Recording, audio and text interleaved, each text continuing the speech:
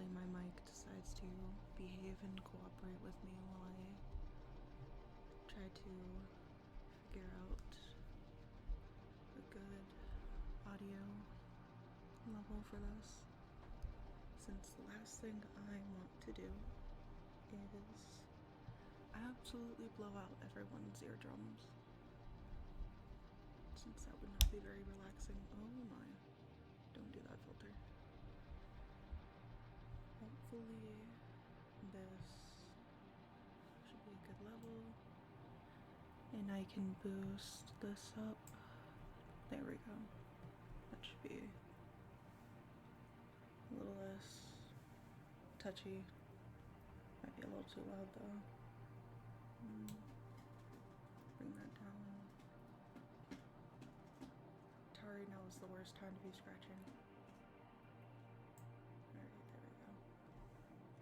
That should be better, and hopefully the music isn't drowning out my voice. So, a while back, I had started reading Marley and Me, and we had only gotten about 2 chapters in, with both the chat making jokes and me responding to those jokes, so I wanted to try finishing that book today. So, let's start. That was loud, I'm sorry. Let's start with chapter 3.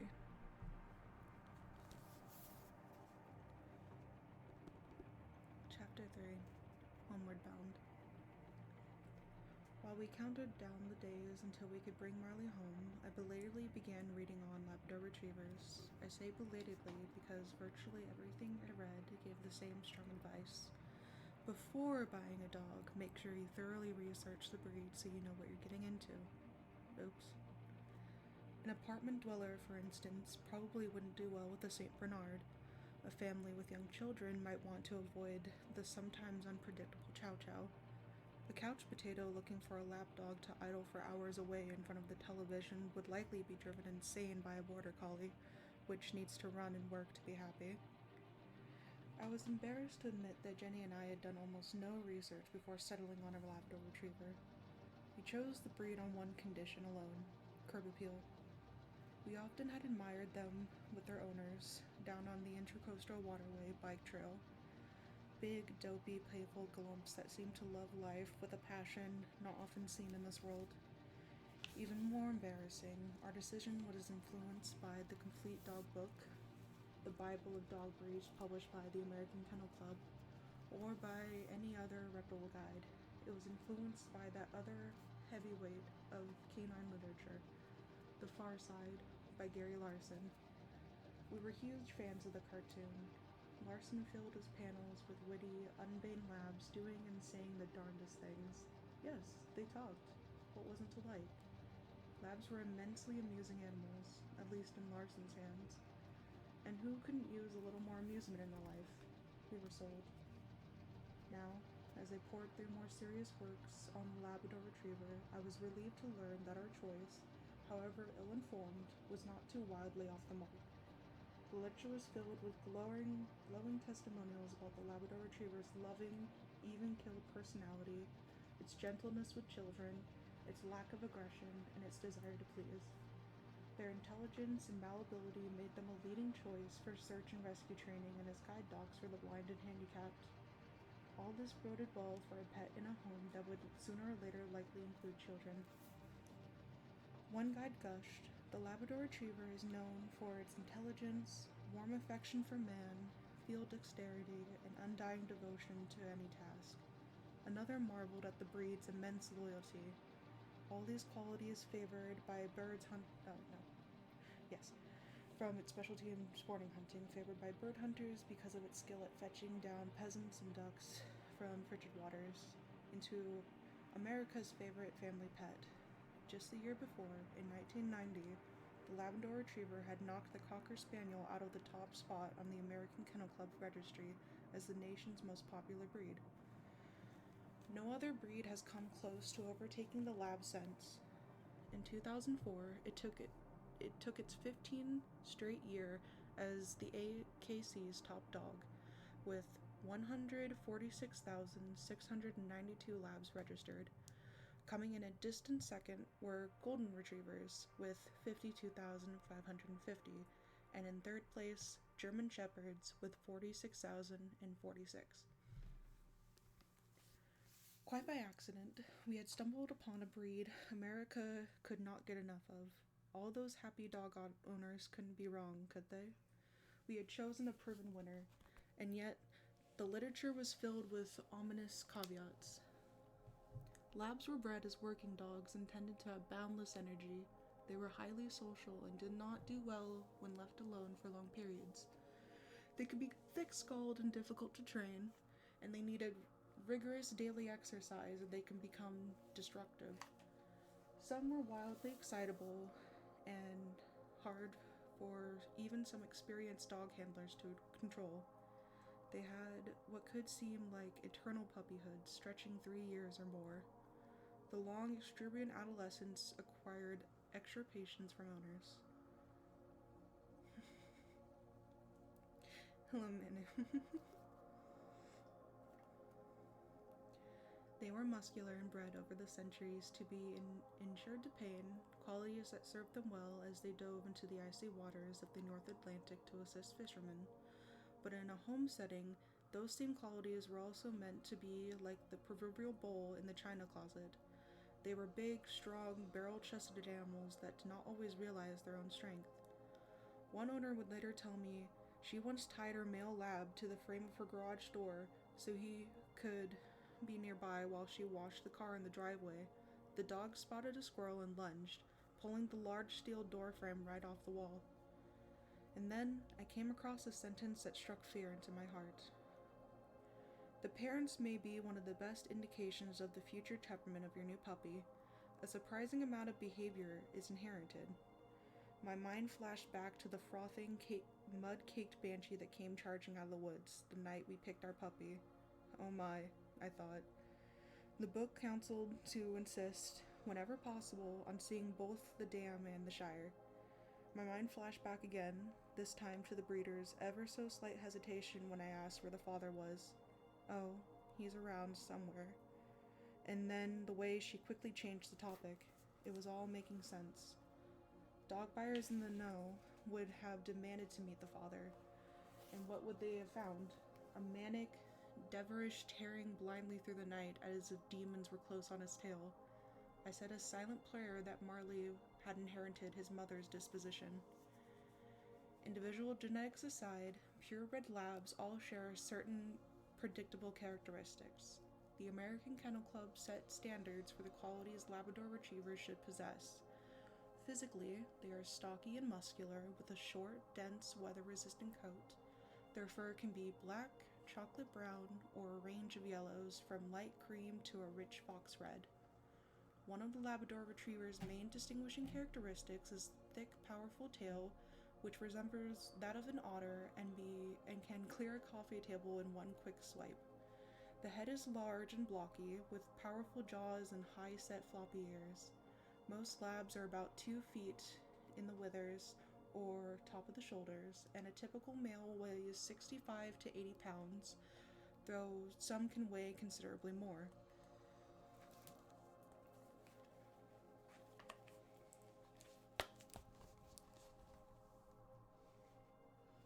But looks, according to the AFK, are not all that make a lab a lab. The club's breed standard states, true Labrador Retriever temperament is that of a hallmark of the breed, as the otter tail. The ideal disposition is one of a kindly, outgoing, tractable nature, eager to please and non-aggressive towards man or animal. The Labrador has much that appeals to people. His gentle ways, intelligence, and adaptability make him an ideal dog. An ideal dog. Endorsements did not come much more glowing than that. The more I read, the better I felt about our decision. Even the caveats didn't scare me much. Jenny and I would naturally throw ourselves into our new dog, showering him with attention and affection. We were dedicated to taking as long as needed to properly train his obedience and social skills. We're both enthusiastic walkers, hitting the waterfront trail nearly every evening after work and many mornings, too. It would be just natural to bring our new dog along with us on our power walks. We'll tire our little rascal out. Jenny's office was only a mile away, and she'd come home every day for lunch, at which time she could toss out balls to him in the backyard or even let off burns and boundless energy that we were warned about. A week before we were to bring our dog home, Jenny's sister, Susan, called from Boston. She, her husband, and our 2 children planned to be at Disney World the following week. Would Jenny like to drive up and spend a few days with them? A doting aunt who looked for any opportunity to bond with her niece and nephew, Jenny was dying to go, but she was torn. I won't be here to bring little Marley home, she said. You go, I told her. I'll get the dog and I'll have him all settled and waiting for you when you get back. I tried to sound nonchalant, but secretly I was overjoyed at the prospect of having the new puppy all to myself for a few days of uninterrupted male bonding.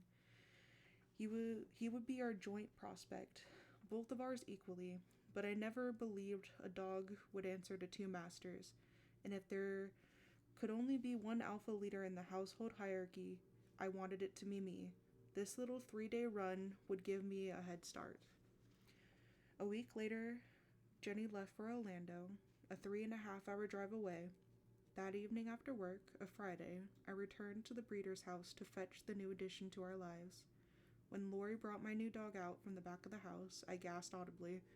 The tiny, fuzzy puppy we had picked out 3 weeks earlier had more than doubled in size. He came barreling at me and ran headfirst into my ankles, collapsing in a pile at my feet and rolling onto his back, paws in the air, in what I can only hope is a sign of supplication. Lori must have sensed my shock. He's a growing boy, isn't he? She said cheerily. You should see him pack away the puppy chow. I leaned down, rubbing his belly, and said, Ready to go home, Marley? It was my first time using his new name for real, and it felt right. In the car, I used beach towels to fashion a cozy nest for him on the passenger seat and set him down on it.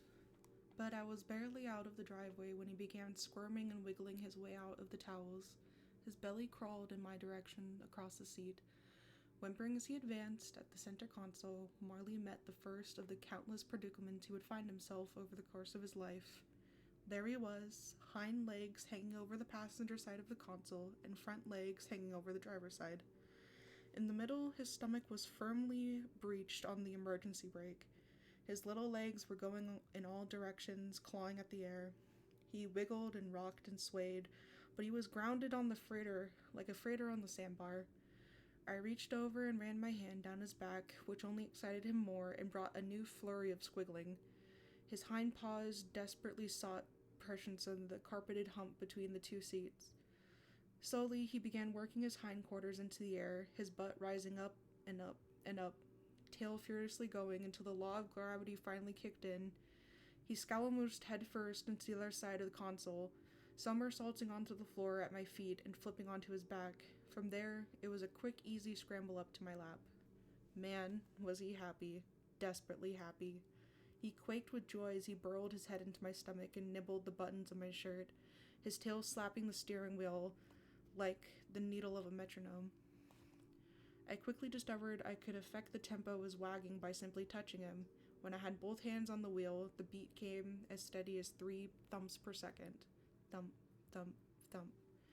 But all I needed was to press one finger against the top of his head, and the rhythm jumped to a waltz of a bossa nova. Thump, thump, thump, thump, thump, thump, thump, thump. 2 fingers, and it jumped to a mambo. And I cut my entire hand over his head and massaged my fingers into his scalp. The beat exploded into a machine gun rapid-fire samba. Thump, thump, thump, thump, thump, thump, thump. Wow, you've got a rhythm, I told him. You really are a reggae dog. When we got home, I led him inside and unhooked his leash. He began sniffing and didn't stop until he sniffed every square inch of the place. Then he sat back on his haunches and looked up at me with a cocked head to say, Great digs, but where are my brothers and sisters? The reality of his new life didn't fully set in until bedtime. Before leaving to get him, I had set up his sleeping quarters in the 1-car garage inside of the house. We never parked there, using it more as a storage and utility room. The washer and dryer were out there, along with our ironing board, and the room was dry and comfortable and had a rear door that led into the fenced backyard. It had concrete floor and walls, and it was virtually indestructible. "Marley," I said cheerfully, leading him out there, "this is your room." I had scattered chew toys around, laid newspapers down in the middle of the floor, filled a bowl with water, and made a bed out of cardboard box lined with an old bedspread. "And here is where you'll be sleeping," I said, and lowered him into the box. He was used to such accommodations, but had always shared them with his siblings. Now he paced the perimeter of the box and looked forlornly up at me. As a test, I stepped back into the house and closed the door. I stood and listened. There was nothing, then a slight, barely audible whimper, and then full-fledged crying. It sounded like someone in there was torturing him. I opened the door, and as soon as he saw me, he stopped. I reached in, I pet him for a couple minutes, and then left again, standing on the other side of the door. I began to count. 1, 2, 3. I made it exactly 7 seconds before the yips and cries began again. We repeated the exercise several times, all with the same result. I was tired and decided it was time for him to cry himself to sleep. I left the garage light on for him, closed the door, and walked to the opposite side of the house and crawled into bed. The concrete walls did little to muffle his pitiful cries. I lay there, trying to ignore him, figuring any minute now he would give up and go to sleep. The crying continued. Even after I wrapped my pillow around my head, I could still hear it. I thought of them out there, all alone, for the first time of his life, in this stranger's environment without a single dog scent to be had anywhere. His mother was missing in action, and so were all of his siblings. The poor little thing. How could I be like that? I hung on for another half hour before getting up and going to him. As soon as he spotted me, his face brightened and his tail began to beat on the side of the box as if it was saying, "Come on, hop in, there's plenty of room." Instead, I lifted the box with him in it and carried it to my bedroom, where I placed it on the floor, tight against the side of the bed. I lay down on the very edge of the mattress, my arm dangling into the box. There, my hand resting on his side, feeling his ribcage rise and fall with every breath, we both drifted off to sleep.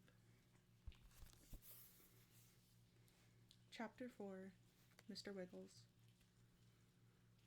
For the first time in 3 days, For the next 3 days, I threw myself with abandon into our new puppy. I lay on the floor with him and let him scamper all over me.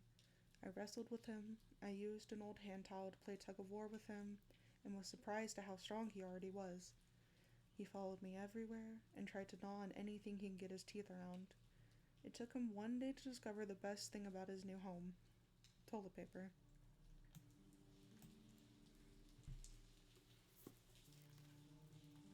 He disappeared into the bathroom and 5 seconds later came racing back out, the end of the toilet paper roll clenched in his teeth, a paper ribbon unrolling behind him as he sprinted across the house. The place looked like it had been decorated for Halloween. Every half hour or so, I'd lead him into the backyard to relieve himself. When he had accidents in the house, I scolded him. When he peed outside, I placed my cheek against his and praised him in my sweetest voice. And when he pooped outside, I carried him as if he had just delivered the winning Florida lotto ticket. When Jenny returned from Disney World, she threw herself onto him with the same utter abandon. It was an amazing thing to behold. As the days unfolded, I saw in my young wife a calm, gentle, nurturing side I had never known existed. She held him, she caressed him, she played with him, she fussed over him. She combed through every strand of his fur in search for fleas and ticks. She rose every couple of hours through the night, night after night, to take him. Thank you for the follow. To take him for bathroom breaks. The more than anything was responsible for him becoming fully housebroken in just a few short weeks. Mostly, she fed him. Following the instructions on the bag, she gave Marley 3 large bowls of puppy chow a day. He wolfed down every morsel in a matter of seconds. What went in, came out, of course, and soon our backyard was as inviting as a minefield. We didn't dare venture out without eyes sharply peeled. If Marley's appetite was huge, his droppings were huger still, giant mounds that looked virtually unchanged from what had early gone in the other end. Was he even digesting this stuff? Apparently he was. Marley was growing at a furious pace, like one of those amazing jungle vines that can cover a house in hours. He was expanding exponentially in all directions. Each day he was a little longer, a little wider, a little taller, a little heavier. He was 21 pounds when I brought him home, and within weeks he was up to 50. His cute little puppy head that I so easily cradled in one hand as I drove him home that first night had rapidly morphed into something resembling the shape and heft of a blacksmith's anvil. His paws were enormous, his flanks already ripped with muscle, and his chest almost as broad as a bulldozer.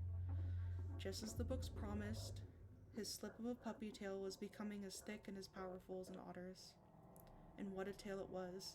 Every last object in our house was at knee level or below was knocked asunder by Marley's wildly wagging weapon.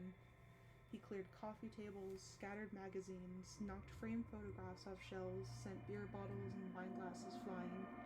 He even cracked a plane at the French door. Gradually, each item that was not bolted down migrated to a higher ground safety above the sweep of his swinging mallet. Our friends without children would visit and marvel, your house is already baby-proofed. Marley didn't actually wag his tail, he more wagged his whole body, starting with the front shoulders and working backward. He was like the canine version of a slinky. We swore there were no bones inside him, just one big elastic muscle, and Jenny began to call him Mr. Wiggles. And at no time did he wiggle more than he had something in his mouth. His reaction to any situation was the same. Grab the nearest shoe, or pillow, or pencil, really, any item would do, and run with it. Some little voice in his head just seemed to be whispering to him, "Go ahead, pick it up, drool all over it, run." Some of the objects he grabbed were small enough to conceal, and this especially pleased him. He seemed to think he was getting away with something. But Marley would never have made it as a poker player. When he had something to hide, he could not mask his glee. He was always on the rambunctious side. But then there was those moments where he would explode into a manic sort of hyperdrive, as if some invisible prankster had just goosed him. His body would quiver, his head would bob from side to side, and his entire rear end would swing in sort of a spastic dance, and we would call it the Marley Mambo. "Alright, what do you got this time?" I'd say, as I approached, and he would begin his evasive action, wagging his way around the room, hips sashaying, head flailing up and down like a winning filly's, so overjoyed with his forbidden prize, he could not contain himself. When I would finally get him cornered and pry open his jaws, I never came up empty-handed. Always there was something he had plucked out of the trash or off the floor, or as if he had got taller, right off the dining room table. Paper towels, wadded Kleenex, grocery receipts, wine corks, paper clips, chess pieces, bottle caps. It was like a salvage yard in there. One day, I pried open his jaws and peered to find my paycheck plastered to the roof of his mouth. Within weeks, we had a hard time remembering what life had been without our new boarder. Quickly, we fell into a rough routine. I started each morning before the first cup of coffee by taking him for a brisk walk down to the water and back. And after breakfast and before my shower, I patrolled the backyard with a shovel, burying his landmines in the sand at the back of the lot. Jenny left for work before 9, and I seldom left the house before 10, first locking Marley out in the concrete bunker with a fresh bowl of water, a host of toys, and my cheery directive to "Be a good boy, Marley."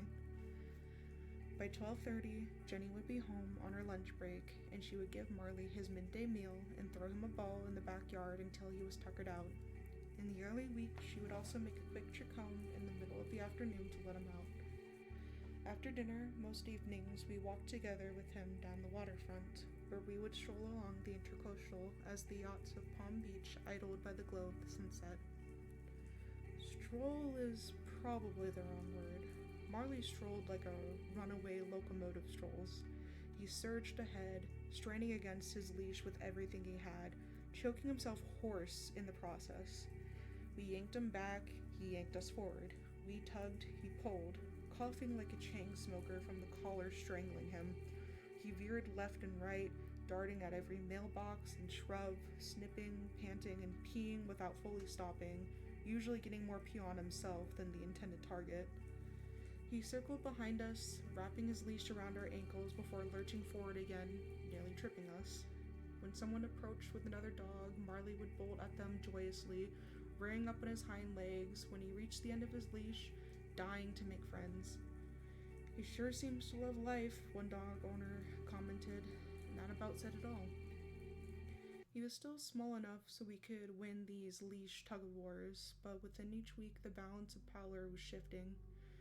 He was growing bigger and stronger, and it was obvious that before long he would be more powerful than either of us. We knew we would need to rein him in and teach him to heal properly before he dragged us to humiliating deaths beneath the wheels of a passing car. Our friends who were veteran dog owners told us not to rush the obedience regimen. It's too early, one of them advised. Enjoy his puppyhood while you can. He'll be gone soon enough, and then you can get serious about training him. And that is what we did. Which is not to say we let him totally have his way. We set rules and tried to enforce them consistently. Beds and furnitures were off limits. Drinking from the toilet, sniffing crotches, and chewing chair legs were actionable offenses, though apparently worth suffering a scolding for. No became our favorite word. We worked with him on the basic commands: come, stay, sit, down, with limited success. Marley was young and wired with the attention span of algae and the volatility of nitroglycerin. He was so excitable, any interaction at all would send him into a tizzy of bounce off the wall, triple espresso exuberance. We wouldn't realize it until years later, but he showed early signs of that condition that would later be coined to describe the behavior of thousands of hard-to-control ants in their pants school children.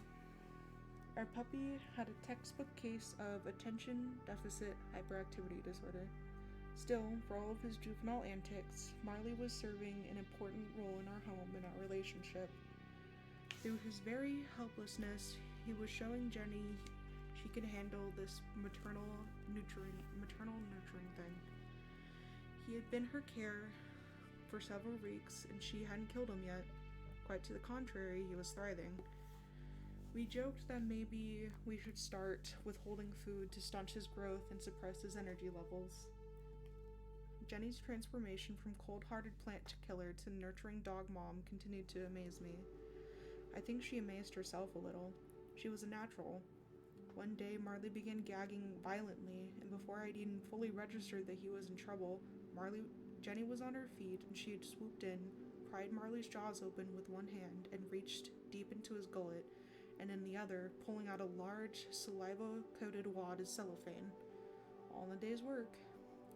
Marley let out one last cough, banged his tail against the wall, and looked up at her with an expression that said, "Can we do it again?" As we grew more comfortable with our new member of our family, we became more comfortable talking about expanding our family in other ways. Within weeks of bringing Marley home, we decided to stop using birth control. That's not to say we decided to get pregnant, which would have been too bold of a gesture for two people who had decided their lives to being as indecisive as possible. Rather, we backed into it, really deciding to stop trying not to get pregnant. The logic was convoluted, we realized, but it somehow made us both feel better. No pressure, none at all. We weren't trying for a baby, we were just going to let whatever happen. Let nature take its course, que sera, and all that. Frankly, we were terrified.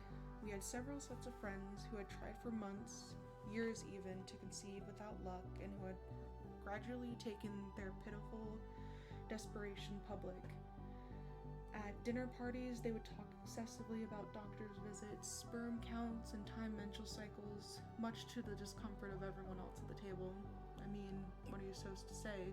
I think your sperm count sounds just fine? It was almost too painful to bear. We were scared to death we would end up joining them. Jenny had suffered several severe bouts of endometriosis before we had married and undergone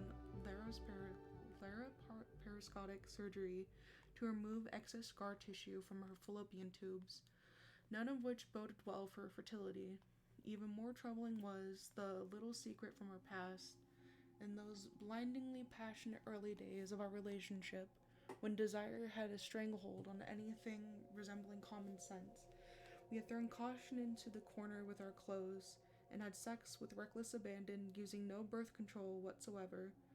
Not just once, but many times. It was incredibly dumb, and looking back on it several years later, we should have been kissing the ground in gratitude for miraculously escaping an unwanted pregnancy. Instead, all either of us could think was, what's wrong with us? No normal couple could possibly have gone all that unprotected fornicating and gotten away with it. We were both convinced conceiving was going to be no easy task.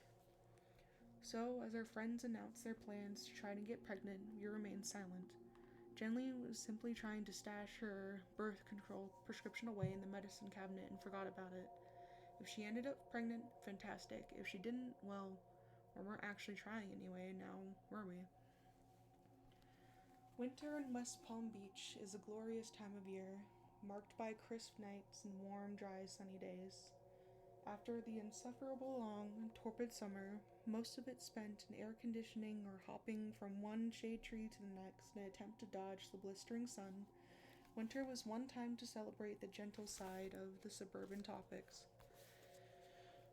We all ate our meals on the back porch, squeezed fresh orange juice from the fruit in the backyard tree each morning, tended a tiny herb garden and a few tomato plants along the side of the house, and picked saucer-sized hibiscus blooms to float in little bowls of water on the dining room table. At night, we slept beneath open windows, and the garnacia-scented air wafted in over us. On one of those gorgeous days in late March, Jenny invited a friend from work to bring her basset hound, Buddy, over for a dog play date. Buddy was a rescued pound dog with the saddest face I'd ever seen. I let the two dogs loose in the backyard, and off they bounded.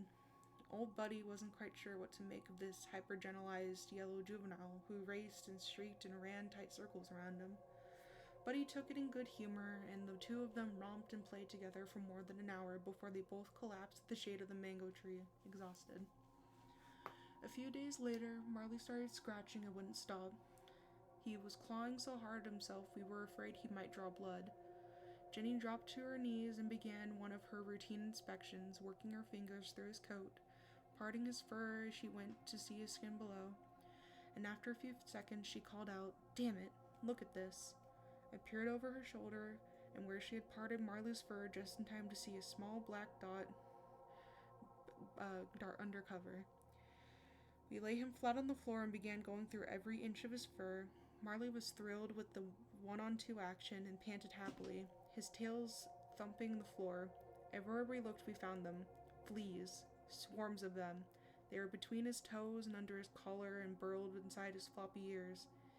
Even if they were slow enough to catch, which they were not, there were simply too many of them to even begin picking off. We had heard about Florida's legendary flea and tick problems. With no hard freezes, not even frosts, the bug populations were never knocked back and they flourished in the warm, moist environment. This was a place where many of the millionaires' mansions along the ocean and Palm Beach had cockroaches. Jenny was freaked out. Her puppy was crawling with vermin. Of course, we blamed Buddy without having any solid proof. Jenny had images of not only the dogs being infested, but our entire home too. She grabbed her car keys and ran out the door. And half an hour later, she was back with a bag filled with enough chemicals to create our own super fun site. There was flea baths and flea powders and flea sprays and flea foams and flea dips. There was pesticide for the lawn, which the guy at the store told her we had to spray if there was any hope of bringing the little bastards to their knees. There was a special comb designed to remove the insect eggs. I reached into the bag and pulled out the receipt. "Jesus Christ, honey," I said. "We could have rented our own crop duster for this much." My wife didn't care. She was back in assassin mode, this time to protect her loved ones, and she meant business. She threw herself into the task with a vengeance. She scrubbed Marley in the laundry tub using the special soaps. She then mixed up the dip, which contained the same chemical, I noted, as the lawn insecticide, and poured it over him until every inch of him was saturated. As he was drying in the garage, smelling like a miniature Dow commercial plant, Jenny vacuumed furiously. Floors, walls, carpets, curtains, upholstery, and then she sprayed. All while she doused the inside with flea killer. I doused the outside with it. Do you think we nailed the little buggers? I asked when we were finally finished. I think we did, she said. Our multi-prong attack on the flea population of 345 Churchill Hill was a roaring success. We checked Marley daily, peering between his toes, under his ears, beneath his tail, along his belly, and everywhere else we could reach. We could find no sign of a flea anywhere. We checked the carpets, the couches, the bottoms of the curtains, the grass, nothing. We had annihilated the enemy.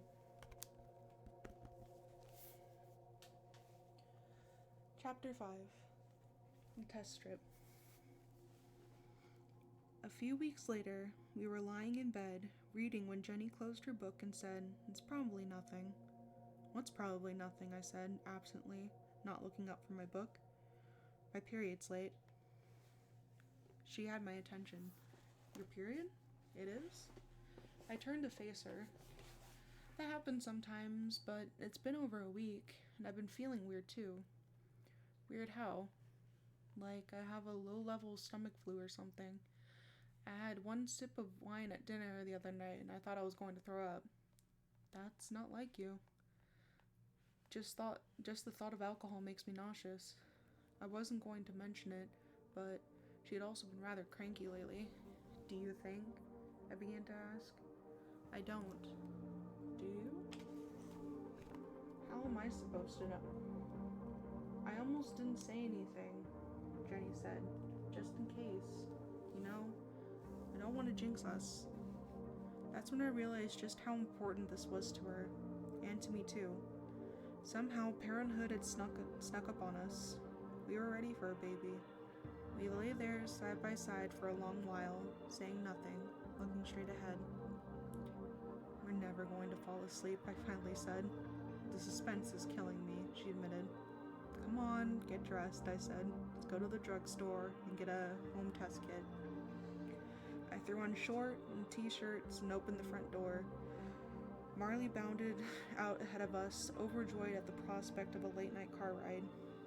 He pranced up his hind legs into our tiny Toyota Tercel, hopping up and down, shaking, flinging saliva off his jowls, panting, absolutely beside himself with anticipation of the big moment when I would open up the back door.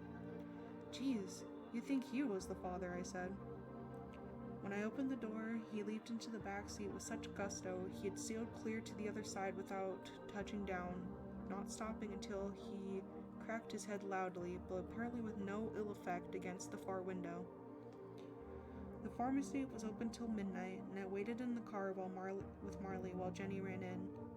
There were some things guys were just not meant to shop for, and home pregnancy tests came pretty close to the top of the list. The dog paced in the back seat, whining, his eyes locked on the front door of the pharmacy. As was his nature whenever he was excited, he was nearly every waking moment he was panting, salivating heavily. "Oh, for God's sake, settle down," I told him. "What do you think she's gonna do? Sneak out the back door on us?" He responded by shaking himself off in a great fury, showering me in a spray of dog drool and loose hair. We had become used to Marley's car etiquette and always kept an emergency bath towel in the front seat, which I used to wipe myself down in the interior of the car. "Hang tight," I said. "I'm pretty sure she plans to return." 5 minutes later, Jenny was back, a small bag in her hand. As we pulled out of the parking lot, Marley wedged his shoulders between the bucket seats of our tiny hatchback, balancing his front paws in the center console, his nose touching down on the rearview mirror. Every turn we made sent him crashing down, chest first, against the emergency brake. And after each spill, unfazed and happier than ever, he would teeter back up onto his perch. A few minutes later, we were back home in the bathroom with the $8.99 kit spread out on the side of the sink. I read the directions out loud. "Okay, it says it's accurate 99% of the time. First thing you have to do is pee in this cup. The next step was to dip a skinny plastic test strip into the urine and then a small vial of solution that came within the kit. Wait 5 minutes, I said. Then we put in the second solution for 15 minutes. If it turns blue, you're officially knocked up. Baby. We timed off the first 5 minutes. Then Jenny dropped the strip in with the second vial and said, I can't stand there, watching it. We went into the living room and made small talk, pretending we were waiting for something of no more significance than the tea kettle to boil. So how about them dolphins? I quipped, but my heart was pounding wildly, and the feeling of nervous dread was rising in my stomach. If the test came back positive, whoa, our lives were about to change forever, and if it came back negative, Jenny would be crushed. It was beginning to dawn on me that I might be too. An eternity later, the timer rang. Here we go, I said. Either way, you know I love you. I went to the bathroom and fished the test strip out of the vial. No doubt about it, it was blue as the deepest ocean. A dark, rich, navy blazer blue. A blue that could be confused with no other shade. Congratulations, honey, I said. Oh my God, is all she could answer as she threw herself into my arms. And as we stood there by the sink, arms around each other, eyes closed, I gradually became aware of the commotion at our feet. I looked down and there was Marley, wiggling, head bobbing, tail wagging, the linen closet door so hard I thought he might dent it. When I reached down to pet him, he dodged away. Uh-oh, it was the Marley Mambo. That can only mean just one thing. What do you have this time? I said, and began chasing him. He looped into the living room, weaving just out of my reach. When I finally cornered him and pried open his jaws, at first I saw nothing. Then, far back on his tongue, I reached on the brink of no return, ready to slip down the hatch. I spotted something. It was skinny, long and flat, and as blue as the deepest ocean. I reached in and pulled out our positive test strip. Sorry to disappoint you, pal, but this is going in the scrapbook. Jay and I started laughing and kept laughing for a long time. It had been great fun speculating on what was going through that big blocky head of his. If I destroy the evidence, maybe they'll forget all about this unfortunate episode and I won't have to share my castle with an indie developer after all. Then Jenny grabbed Marley by his front paws, lifted him up on his hind legs, and danced around the room with him. You're going to be an uncle, she sang.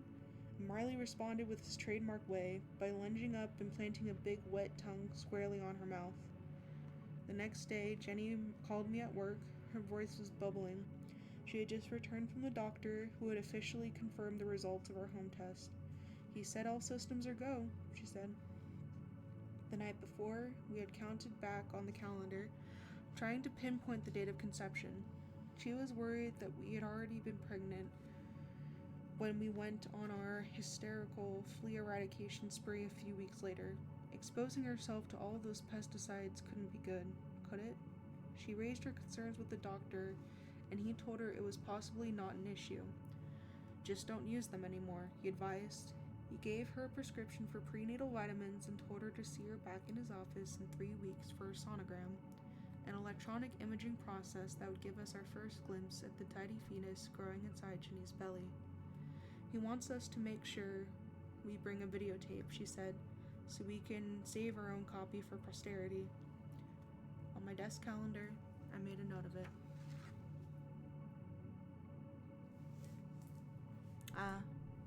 No, it's okay, Manu.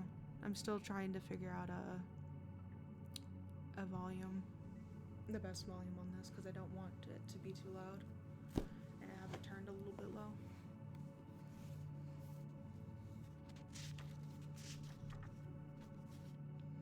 Is it better now?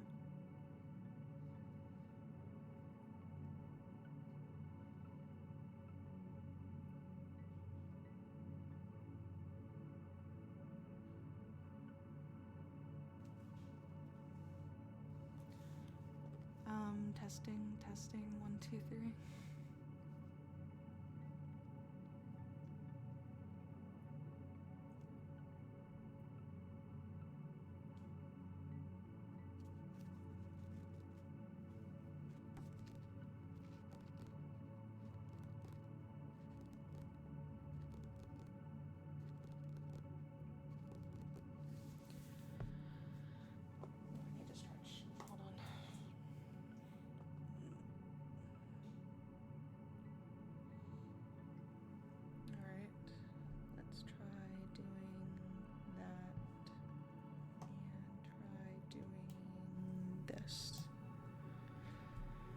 since I really don't want to crank it up so high that it's not really soft anymore.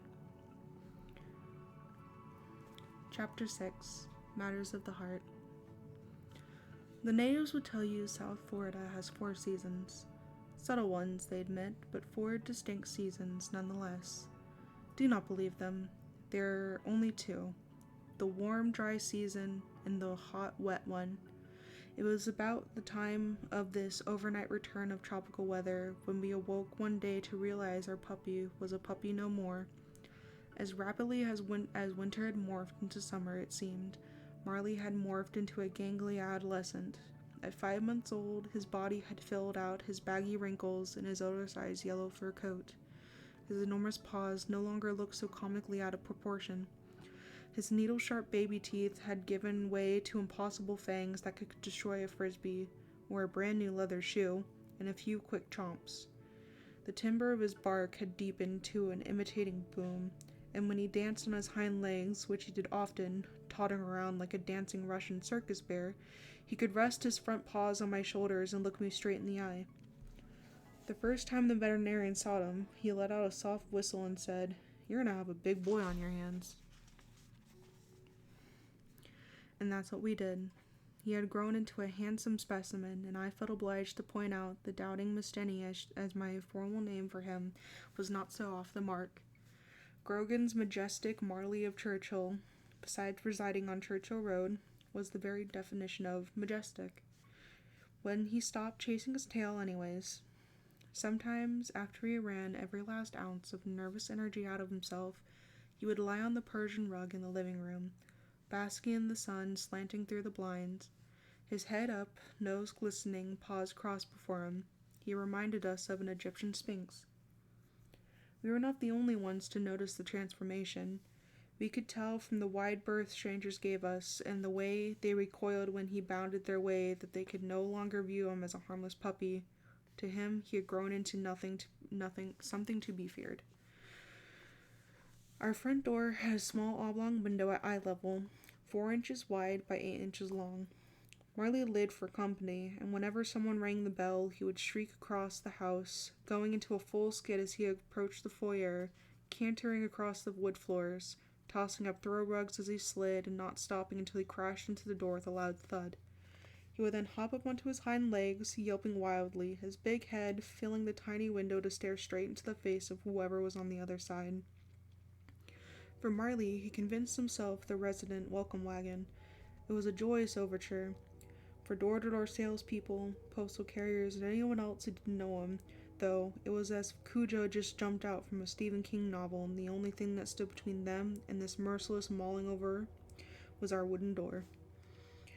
More than one stranger, after ringing the doorbell and seeing Marley's barking face peering out at them, beat a quick retreat to the middle of the driveway, where they stood waiting for us to answer. This, we found, was not necessarily a bad thing. Ours was what urban planters call a changing neighborhood. Built in the 1940s and 50s and initially populated by snowbirds and retirees, it began to take on a gritty edge as the original homeowners died off and replaced by a motley group of renters and working-class families. By the time we moved in, the neighborhood was again in transition, this time into gentrified by gays, artists, and young professionals drawn to its location near the water and its funky deco-style architecture. Our block served as a buffer between hard-bitten South Dixie Highway and the posh estate homes along the water. Dixie Highway was the original US one that ran along Florida's eastern coast interstate and served as the main route in Miami as the rival to the interstate. It was 5 lanes of sun-baked pavement, 2 in each direction, with a shared left-turn lane, and it was lined with a slightly decayed and unseamlessly assorted of thrift stores, gas stations, fruit stands, consignment shops, diners, and mom-and-pop motels from a bygone era. On the 4 corners of the South Dixie Highway and the Churchill Road stood a liquor store, a 24-hour convenience mart, an important shop with heavy bars on the window, and an open-air coin laundry where people hung out all night, often leaving bottles and brown bags behind. Our house was in the middle of the block, 8 doors down from this action. The neighborhood seemed safe to us, but there were telltales of its rough edge. Tools left out in the yard disappeared, and during a rare coal spell, someone stole every stick of firewood I had stacked along the side of the house. One Sunday, we were eating breakfast at our favorite diner, sitting at a table we were always at, and right at the front window where Jenny pointed to a bullet hole in the front plate grass just above our heads and nodded dryly. That definitely wasn't there the last time we were here. One morning, as I was pulling out of our block to drive to the work, I spotted a man lying in the gutter, his hands and face bloody. I parked and ran up to him, thinking he had been hit by a car, but when I squatted down beside him, a strong stench of alcohol and urine hit me, and when he began to talk, it was clear he was inebriated. I called an ambulance and waited with him, but when the crew arrived, he refused treatment, and the paramedics and I stood watching as he staggered away in the direction of the liquor store. And there was the night a man with a slightly desperate air about him came to my door and told me he was visiting a house in the next block and ran out of gas in his car, and could I lend him $5? He'd pay me back first thing in the morning. Sure you will, pal, I thought. When I offered to call the police for him instead, he mumbled a lame excuse and disappeared. Hey, Grub.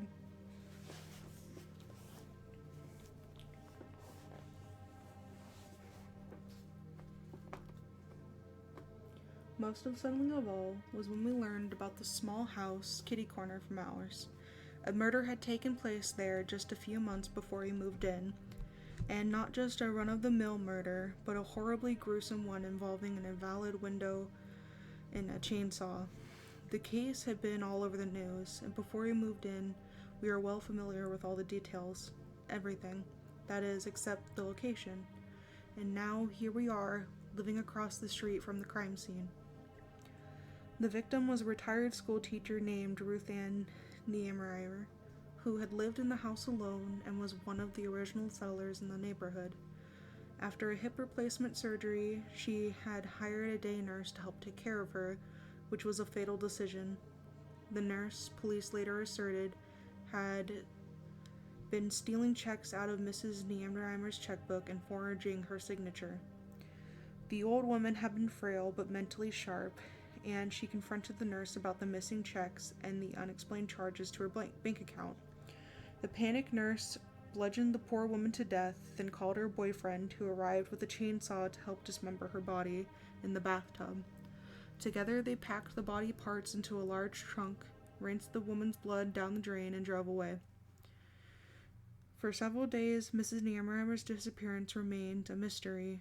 Our neighbors later told us the mystery was solved when a man called the police to report a horrible stench coming from his garage. Officers discovered the trunk and its ghastly contents, and when they asked the homeowner how he got there, he told them the truth. His daughter had asked if he could store it there for safekeeping. Although the grisly murder of Mrs. Niemeyer was one of the most talked about events in the history of our block, no one had mentioned a word about it to us when we prepared to buy the home. Not the real estate agent, not the owners, not the inspector, not the surveyor. Our first week at the house, the neighbors came over with cookies and casserole and broke the news to us. As we lay in our bed that night, it was hard not to think about just 100 feet from our bedroom window, a defenseless widow had been sawn into pieces. It was an inside job, we told ourselves, something that would never happen to us. Yet, we couldn't walk by the place or even look out our front window without thinking about what happened there. Somehow, having Marley abroad with us and seeing how strangers eyed him so warily gave us a sense of peace we might have not had otherwise.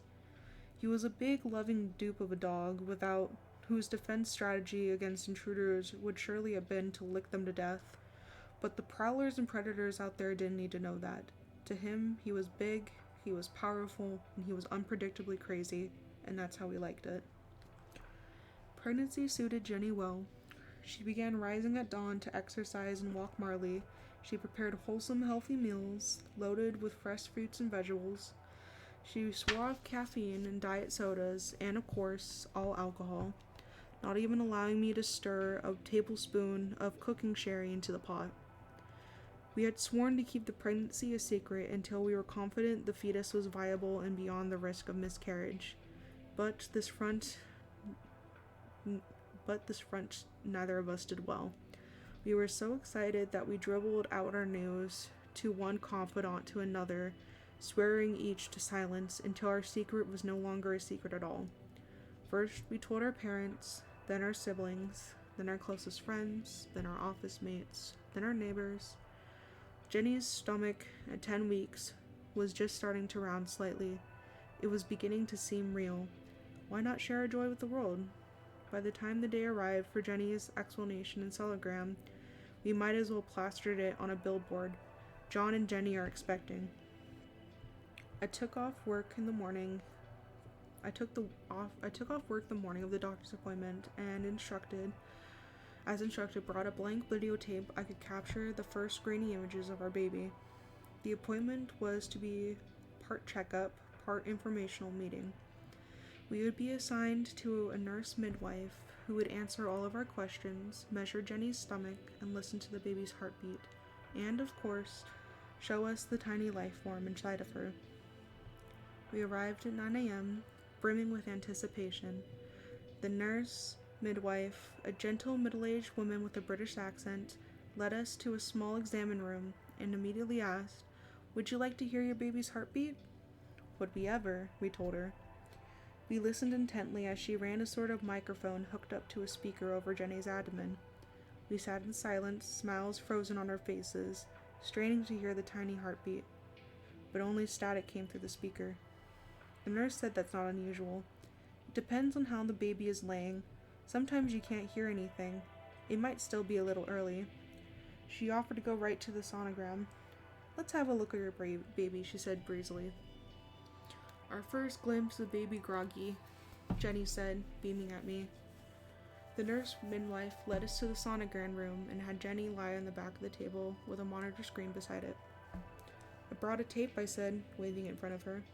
"Just hold on to it for now," the nurse said as she pulled up Jenny's shirt and began running an instrument the size and shape of a hockey puck over her stomach. We peered at the computer monitor as a gray mass without definition. This one doesn't seem to be picking anything up," she said, completely neutral voice. "We'll try a vaginal sonogram. You get much more detail that way."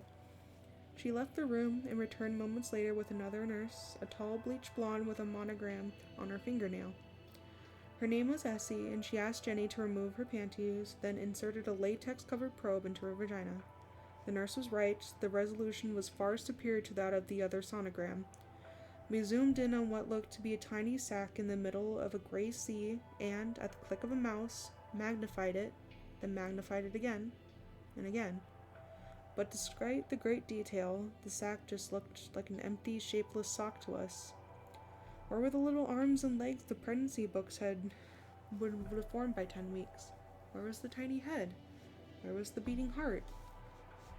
Jenny, her neck craned sideways to see the screens, was still brimming with anticipation, and the nurses with a little nervous laugh. "Is there anything in there?" I looked up to catch Essie's face, and I knew the answer was the one she did not want to hear. Suddenly I realized why she had not been saying anything, as she kept clicking up the magnification. She answered Jenny in a controlled voice. "Not what you expect to see at 10 weeks. I put my hand on Jenny's knee, and we both continued to stare at the blob on the screen, as though we could will it to life. "Jenny, I think we have a problem here," Essie said. "Let me get Dr. Sherman." As we waited in silence, I learned what people mean when they describe the swarm of locusts that descends before they faint. I felt the blood rushing out of my head and heard buzzing in my ears. If I don't sit down, I thought, I'm going to collapse. How embarrassing would that be? My strong wife bearing the news stoically as her husband lays unconscious on the floor. The nurses trying to revive him with smelling salts. I half sat on the edge of the examining bench, holding Jenny's hand with one of mine and stroking her neck with the other. Tears welled in her eyes, but she didn't cry. Dr. Sherman, a tall, distinguished-looking man with a gruff but affectionable demeanor, confirmed that the fetus was dead. We'd be able to see a heartbeat, no question, he said. He gently told us that we had already known from the books we've been reading that 1 in 6 pregnancies end in a miscarriage. That this was nature's way of sorting out the weak, the retarded, the grossly deformed, and apparently remembering Jenny's worry about the flea spray, he had told us that nothing we did or did not do. He placed his hand on Jenny's cheek and leaned in close enough to kiss her. "I'm sorry," he said. "You can try again in a couple of months."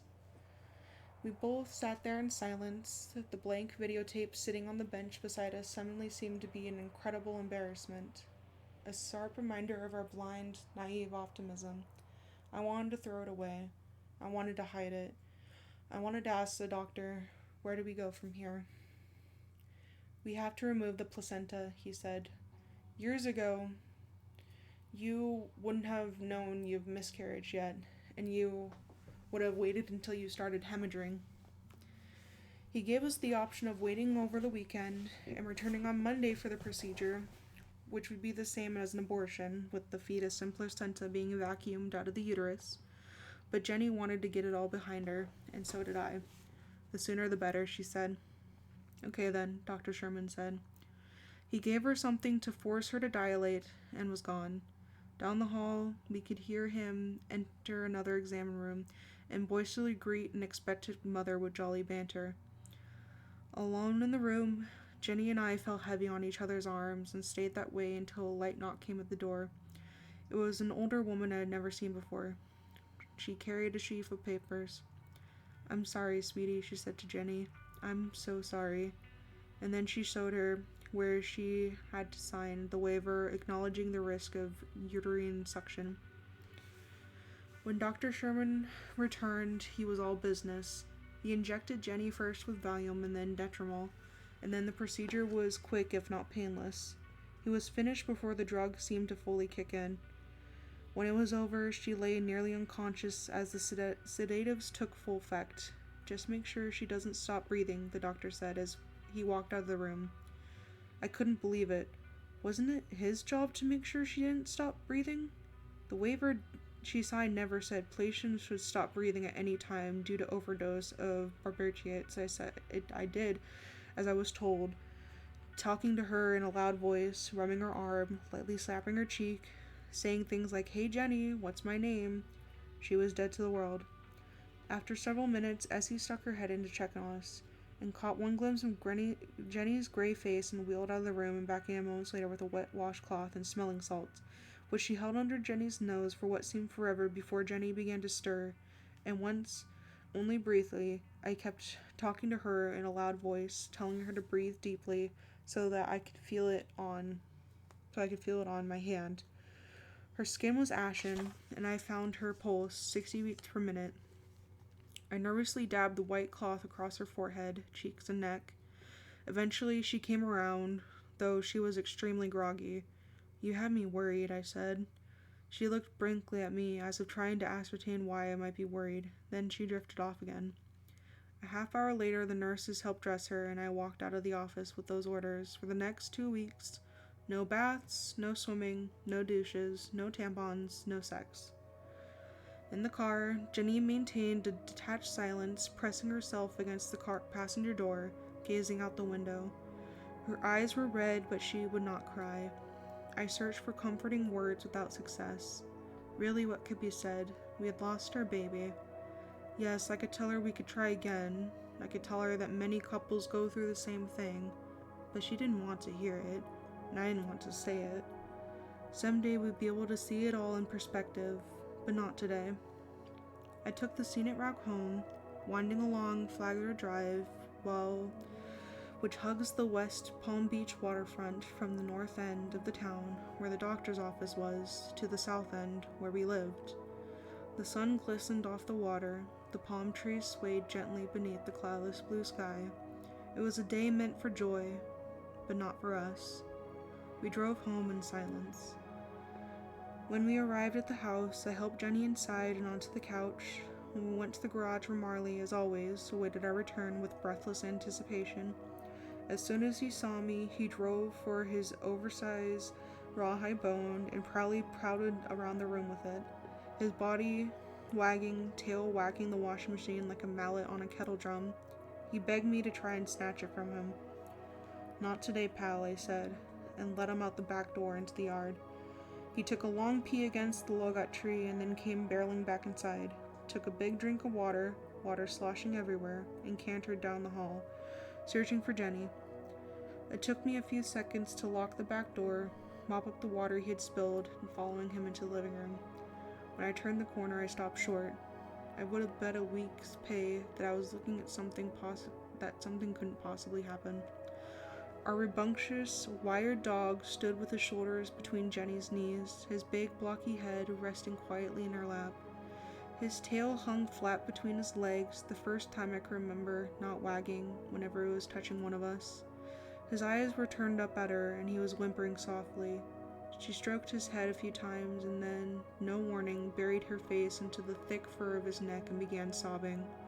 Hard, unrestrained, from the gut, sobbing. They stayed like that for a long time, Marley statue still, Jenny clutching him to her like an oversized doll.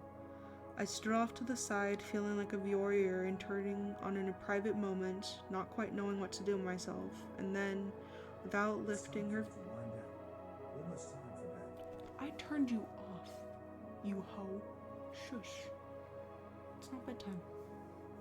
Shush. I'm reading. Echo. Rude. Anyways. Without lifting her face, I raised one arm towards me, and I joined her on the couch and wrapped my arms around her. There, the three of us stayed, locked in our embrace of shared grief. No, it's my smart speaker telling me to go to bed, because it's my normal, wind down time. Though I have it muted, so it shouldn't be going off.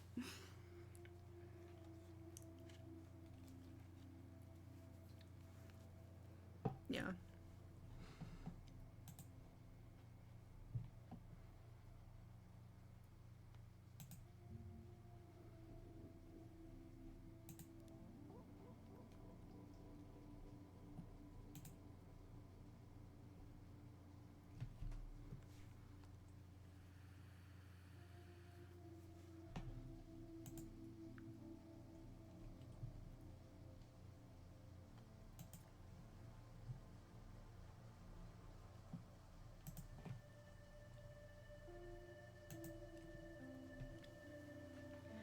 Chapter 7.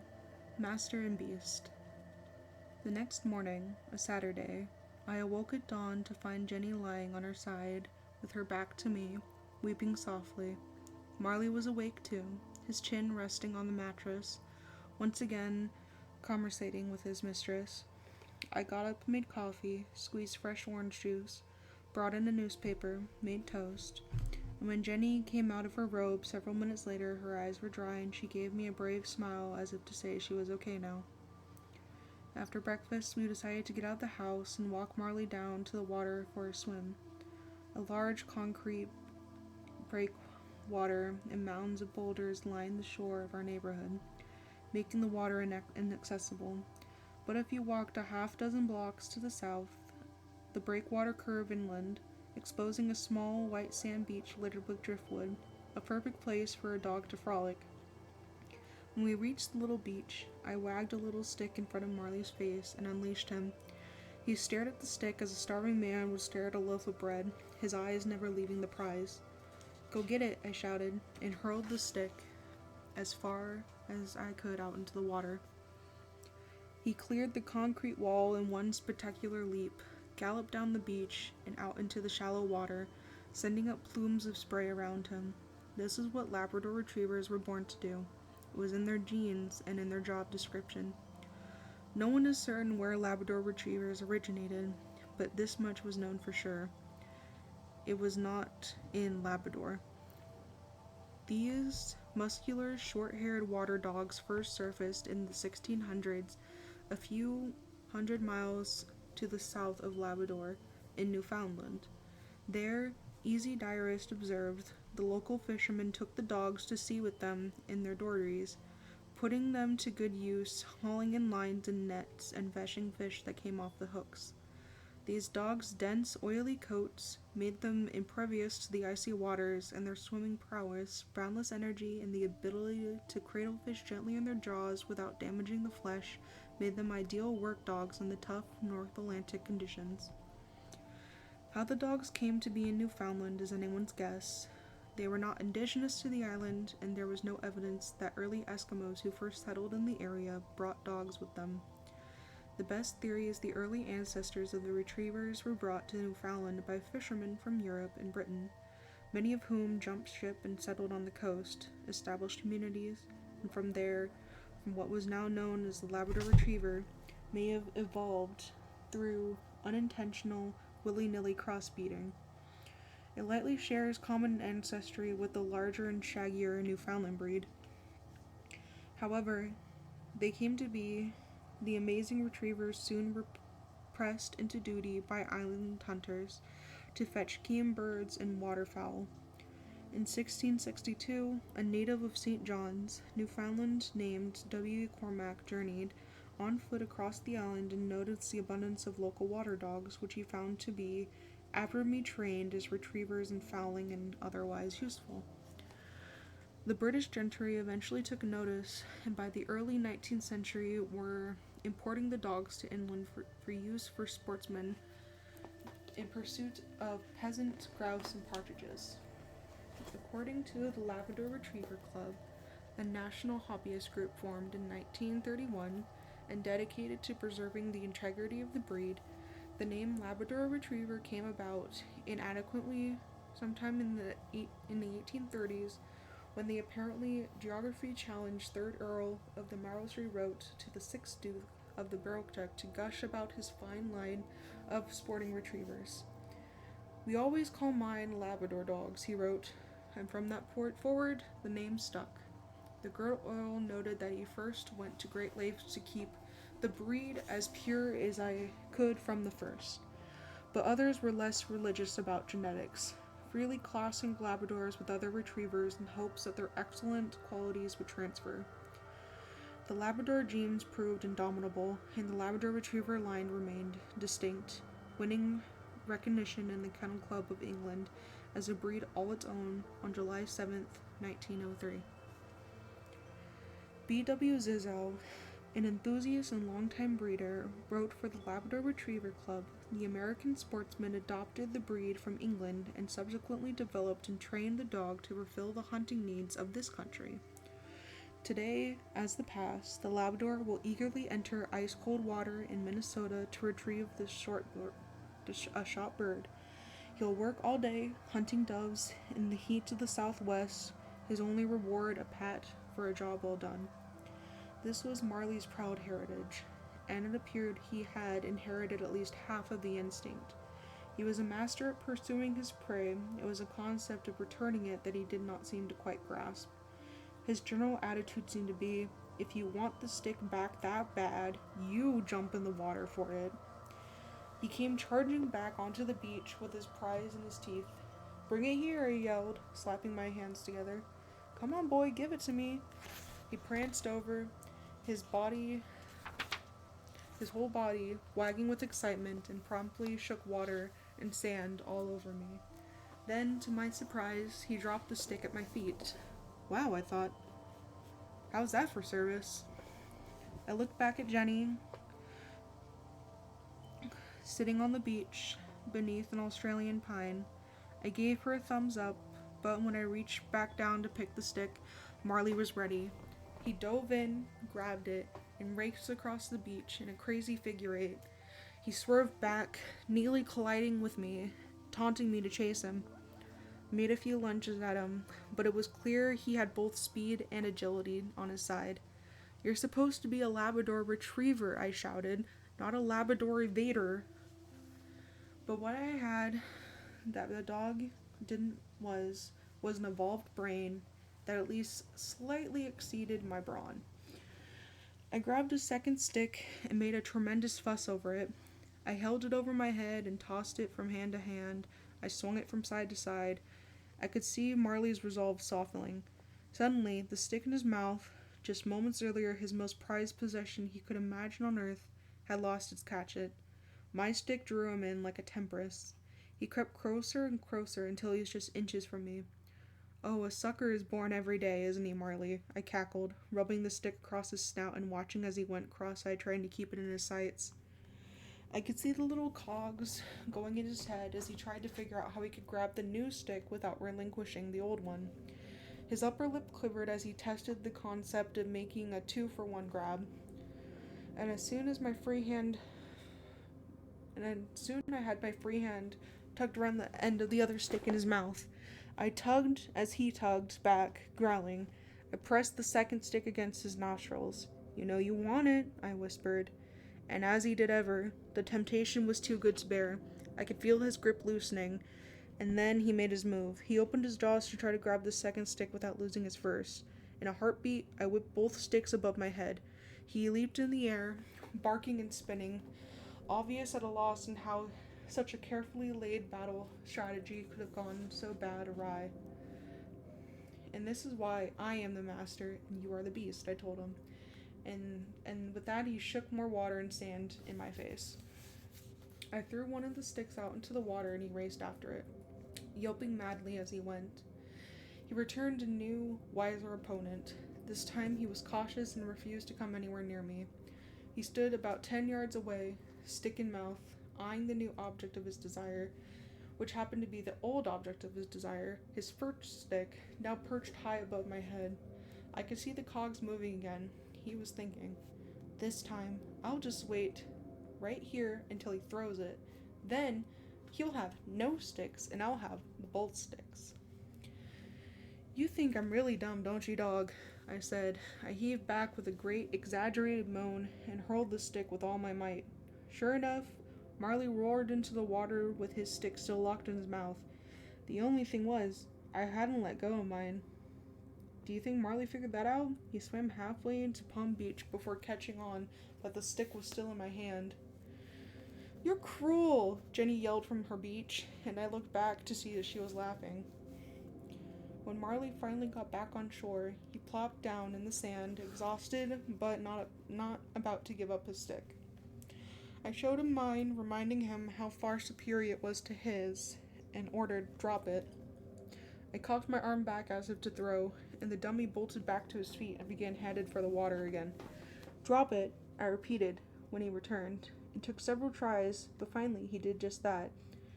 In an instant his stick hit the ground, I launched mine in the air for him. We did it over and over, and each time he seemed to understand the concept a little more clearly. Slowly the lesson was sinking into that thick skull of his. If he returned his stick to me, I would throw a new one for him. "It's like an office gift exchange," I told him. "You've got to give to get." He leaped up and smashed his sandy mouth against mine, which I took to be an acknowledgement of a lesson learned. As Jenny and I walked home, the tuckered Marley for once did not strain against his leash.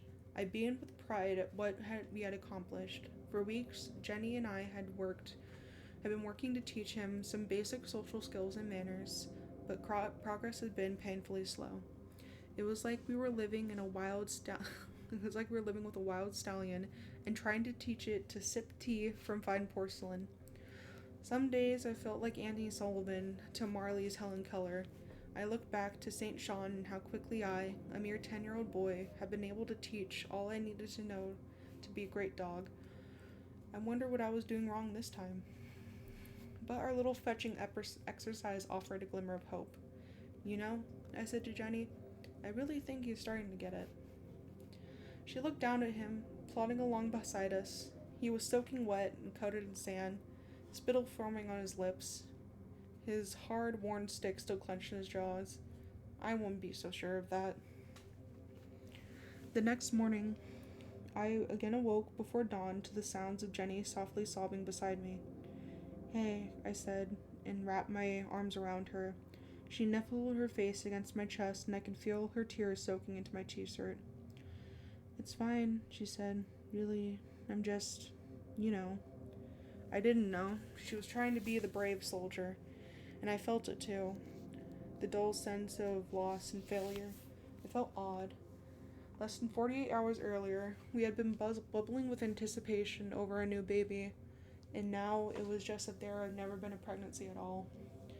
As if the whole episode was just a dream from which we were having trouble waking.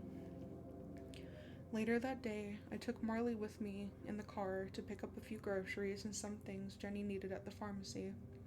On the way back, I stopped at the florist shop and brought a giant bouquet of spring flowers arranged in a vase, hoping they would cheer her up. I strapped them to the seatbelt in the back seat beside Marley so they wouldn't spill, and as we passed the pet shop, I made a split-second decision that Marley deserved a pick-me-up too. After all, he had done a better job than me at comforting the insoluble woman in our lives. "Be a good boy," I said. "I'll be right back." I ran into the store long enough to buy an oversized rawhide chew toy for him. When I got home a few minutes later, Jenny came out to meet us, and Marley tumbled out of the car to greet her. "We have a little surprise for you," I said. When I reached into the back seat for the flowers, the surprise was on me. The bouquet was a mix of white daisies, yellow mums, assorted lilies, and bright red carnations. Now, however, the carnations were nowhere to be found. I looked more closely and found the decapitated stems that minutes earlier had held blooms. Nothing else in the bouquet was disturbed. I glared at Marley as he was dancing around like he was auditioning for Soul Train.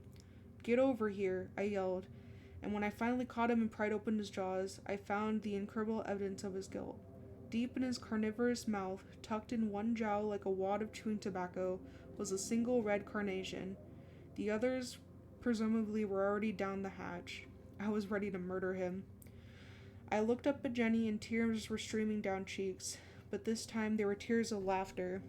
She had not been more amused that I had flown in a mariachi band for a private serenade. There was nothing left for me but laugh too. "That dog," I muttered. "I've never been crazy about carnations anyway," she said. Marley was so thrilled to see everyone happy and laughing again that he jumped up on his hind legs and did a break dance for us.